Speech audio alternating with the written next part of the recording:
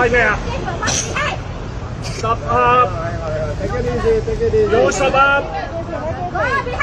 係咩？係你阿媽。十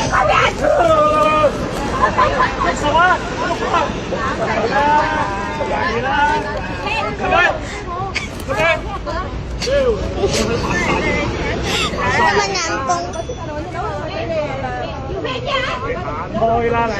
中間嗱，你唔好你得你歪咗啊！未夠一撮牙得啦，嗱就係咁樣啦，眼嗱嘅耳。我嚟啊，我得㗎。嗱啲女眼睇，嗱啲女人好貪心嘅，睇你嚟啊！嗱，你咁大各位朋友，大家好，今日要同大家講一單真係令全港譁然嘅大新聞。屯門新會商會中學校長李卓興博士喺新加坡帶學生交流團期間，當住30幾個學生面前，向2個非華裔嘅女保安爆粗口，伸脷扮鬼臉，用英文喝令對方 shut up、go away， 仲講到丟你老母、你行開啦呢啲説話。呢一單嘢唔單止係香港嘅傳媒都報晒，連新加坡嗰邊嘅報章都有跟進。一個香港校長丟人都丟到上新加坡嘅報章頭版，呢個係香港教育界近年最嚴重、最丟臉嘅一單醜聞之一。我今集要同大家詳細拆解呢個校長究竟係一個咩嘅人，佢點解可以做出咁樣嘅行為，佢同時又喺度教緊啲咩嘢俾下一代。各位家長、各位老師、各位曾經做過學生嘅朋友，希望大家睇完之後可以反思一下我哋嘅教育制度究竟係咪真係出咗問題。首先講返呢一位李卓興博士嘅背景，佢唔係普通人，佢係香港大學嘅教育博士、教育碩士、教育學士、三料校友。睇返佢嘅履歷，可以話係根正苗紅，學歷顯赫。佢之前係長洲佛教慧恩法師紀念中學嘅校長。嗰間學校喺2022年正式停辦，俗稱殺校。然後佢就空降到屯門新會商會中學做校長。一個校長帶過嘅學校會殺校，呢件事本身已經夠喺網上面引起好多人嘅質疑。有人甚至直接叫佢做 school killer， 意思就係去到邊間學校就會搞垮邊間學校。當然，殺校嘅原因好多，唔可以全部賴落一個校長身上。但係呢個花名會跟住佢，相信都唔係空穴來風。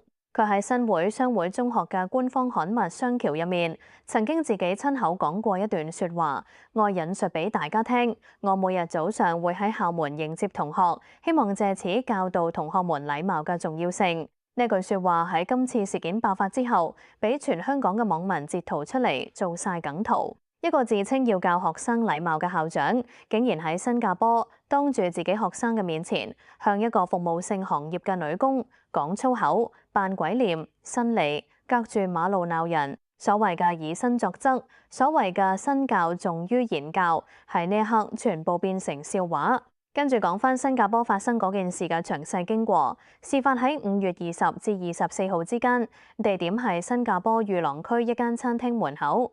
事緣旅遊巴泊咗喺雙黃線位置，違反咗當地嘅交通規例。2個非華裔嘅女保安行過嚟，用英文要求架巴士駛去指定泊車位。本身呢件事好簡單，跟返人哋嘅指示，泊好架車就解決晒。但係李卓興校長唔知點解喺呢一刻情緒大爆發。根據星島頭條嘅報導，佢喊喐我呀，上嚟啦，嚟啦，丟你老母，扮晒嘢，你行開啦。SCMP 英文版確認佢用手指住2個女保安喊 You shut up, go away， 仲喺度伸脷扮鬼臉挑人。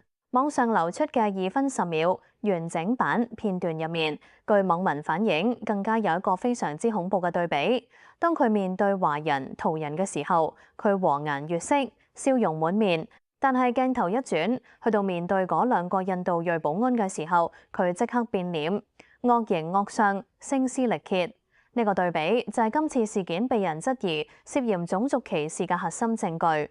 當然，主流媒體仍然未完全核實所有片段嘅細節，但係呢個雙重標準嘅觀感已經令到全香港嘅人譁然。我哋諗清楚，呢個係新加坡，新加坡係一個高度多元嘅國家，馬來人、印度人、華人和平共處，呢個係佢哋國家嘅立國根基。新加坡政府由2022年5月1日開始正式實施修訂後嘅私人保安業法，加重對辱罵、騷擾保安員嘅刑罰，目的就係要明確發出一個信號，呢個社會唔容許任何人欺凌前線嘅服務性行業員工。一個香港校長帶住34個學生喺新加坡呢個極之重視公民秩序嘅國家，公然違反佢哋嘅法律精神。呢個唔係簡單嘅失控，呢個係赤裸裸嘅丟人現眼。網民話丟臉丟到上新加坡，真係一點都冇講錯。更加令人嘩然嘅係喺第一段片爆出之後嘅第2日，即係5月25號，又有第2段片流出。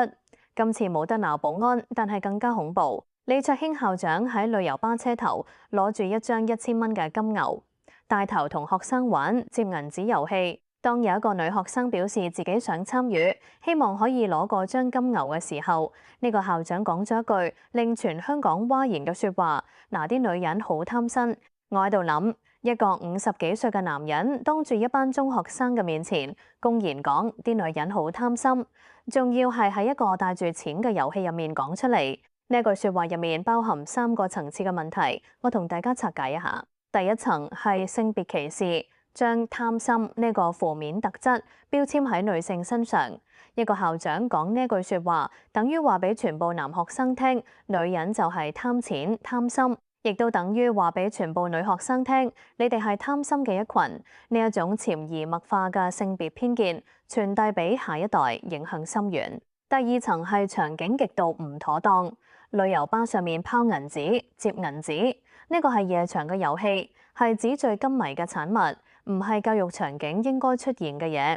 網民形容以為睇緊夜王片段，多年前喺夜總會同小姐玩嘅遊戲，呢一條教育界垃圾以為好有型。呢啲評論雖然刻薄，但係反映出全香港人對呢個校長嘅基本判斷。呢個人嘅品味，佢嘅價值觀根本就唔適合做教育工作者。第三層係佢將金錢同女性嘅關係赤裸裸咁展示出嚟，喺一群中學生面前將一張1000蚊嘅金牛拋嚟拋去，再加上一句女人好貪心，呢個畫面同寓意可以話係將最庸俗、最市儈嘅人生觀灌輸俾呢一班可能仲未發展成熟嘅青少年。我做創作呢一行咁多年，深深體會到青少年嘅價值觀就係喺呢啲日常嘅小細節入面慢慢建立起嚟㗎。一個校長嘅一句説話可能影響佢哋一世。更加糟糕嘅係呢一個唔係李卓興校長嘅第一次爭議。我哋翻睇翻佢嘅往績。2025年4月14號 DSE 生物科考試期間，新會商會中學系其中一個試場，有一個自修考生喺 Threads 發帖，話自己卷1中段小休去廁所嘅時候，因為去錯咗廁所，學校規定考生只可以用1樓廁所，事主用咗地下嘅廁所，俾校長帶領4名教職員包圍檢查，准考證俾人扣查咗超過10秒鐘。事主形容自己有種私隱被侵犯嘅感覺，仲影響埋佢之後嗰份卷2嘅心情。呢單事件當時HK1同星島頭條都有報導。星島頭條話，曾2次聯絡涉事中學校長回應事件，至今未獲回覆。一個校長連面對傳媒就學生投訴都唔肯回應，呢個態度本身已經反映咗好多嘢。仲有更加長嘅爆料，喺2025年11月16號開始，教育王國論壇出現咗一個叫做 Black School 嘅網民，連續發帖列出8項對李卓興校長嘅指控。指控包括佢上任之後，9成任教10幾年嘅主任老師辭職，校內近8成老師只有0至4年經驗，晉升機制黑箱作業，幾科主科有老師連學科 degree 都冇。佢經常喺大庭廣眾下辱罵員工，仲四圍同人講自己黑白兩道都識。學校嘅校工大批辭職，搞到鼠患蚊患嚴重。學校搞嘅嘉年華物資全部係淘寶買返嚟。至於最嚴重嘅一條，話佢為人好色，與前訓導主任及某幾名中文老師有不當關係。新會、商會、中學2025至2026學年有69%嘅老師年資係4年或以下，只有23%嘅老師有10年或以上年資。教師流轉率咁高，背後嘅原因值得深究。我哋返去討論今次新加坡事件嘅嚴重性。教育局已經正式發聲明，要求校方嚴肅跟進，書面詳細交代事件，仲明確警告，如教師被證實違反專業操守，教育局會檢視有關教師嘅註冊，按事件嘅性質及嚴重程度採取適當嘅行動。意思就係話佢嘅校長註冊、教師註冊隨時可能被取消。按照過往嘅案例，2018年沙田區某小學校長被指財務不當，俾教育局取消註冊；2020年油尖旺某教師被指帶政治偏見上堂，俾取消註冊；2022年嶺南鍾玉霞前校長嘅事件，亦都係公開譴責停職。今次李卓興嘅案件，論嚴重程度係校長身份，係喺學生面前，係跨境發生，係涉嫌種族歧視，幾乎集齊所有最嚴重嘅元素。我個人嘅判斷，佢嘅校長註冊被取消可能性係相當之高。而新會、商會、中學嘅校董會、辦學團體僑港新會商會，截至我做呢一集嘅時候，仍然未發表任何獨立聲明，未公開道歉，未公開譴責。校監趙子基先生亦都未公開回應。學校嘅 Facebook、Instagram 照常運作，聯絡我們嘅頁面仲擺住李卓興博士嘅大名做校長。呢一種沉默喺危機公關嘅角度嚟睇係極之不智㗎。每多沉默一日，學校嘅聲譽就受多一日嘅損害。我做創作呢一行咁多年，接觸過好多前線教師，亦都接觸過好多家長。我深深體會到，學校嘅靈魂就係校長。校長係一個學校嘅文化、價值觀、行為標準嘅最高體現。一個校長嘅一言一行就係全校老師同學生嘅鏡子。當校長自己都做唔到禮貌呢件最基本嘅事嘅時候，佢點樣去要求老師、要求學生跟住佢做，根本就係天方夜譚。仲有更加深層嘅問題。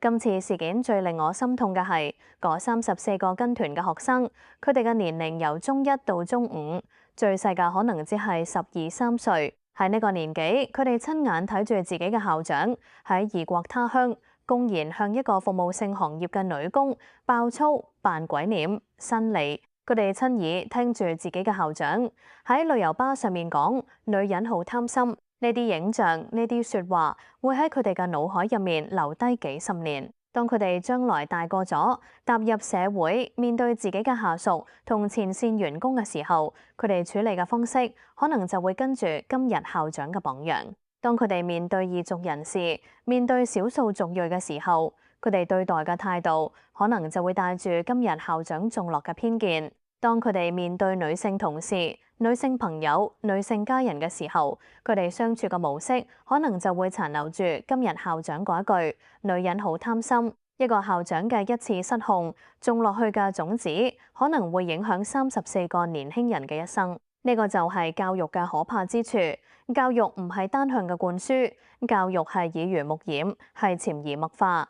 校長講10次要有禮貌，唔及佢爆一次粗口嚟得有震撼力。校長講10次人人平等，唔及佢對印度裔保安惡形惡相嗰一刻嚟得真實。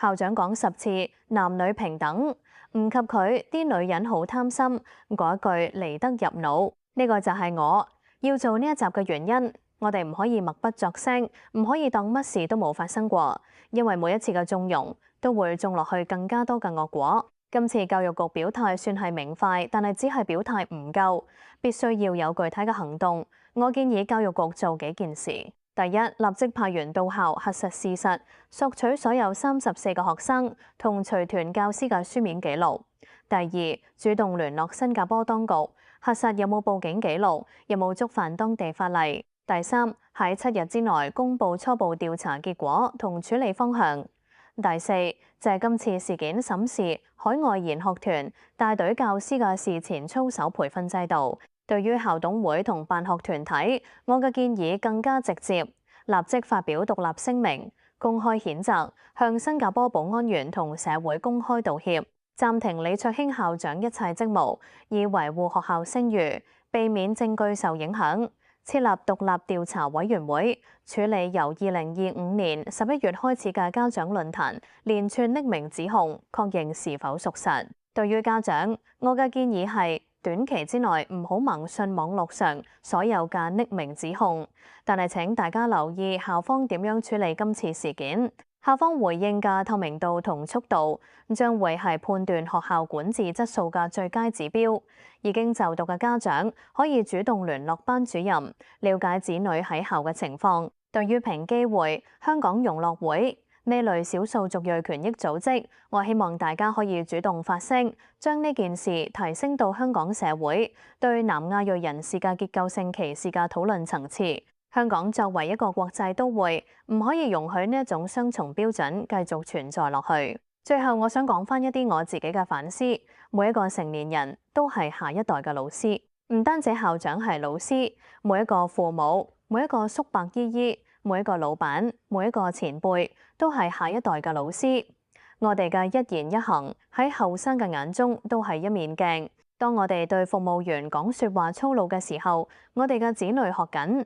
當我哋對少數族裔有偏見嘅時候，我哋嘅子女學緊；當我哋將女人好貪心呢類説話當笑話講嘅時候，我哋嘅子女學緊。李卓興校長今次嘅事件係一個極端嘅例子，但係佢提醒咗我哋每一個人，教育唔係只係喺學校發生嘅事，教育係喺生活嘅每一個瞬間發生嘅事。我哋每一個人都要對自己嘅言行負責。呢一集講到呢度，我希望透過呢件事，唔單止係追究一個校長嘅責任，而係令到大家反思我哋嘅教育制度、我哋嘅社會風氣、我哋自己嘅言行。如果大家覺得我講得有道理，請大家分享出去，等更多人見到。如果你有任何補充嘅消息，有任何想分享嘅睇法，歡迎喺留言區告訴我。我哋下一集再見。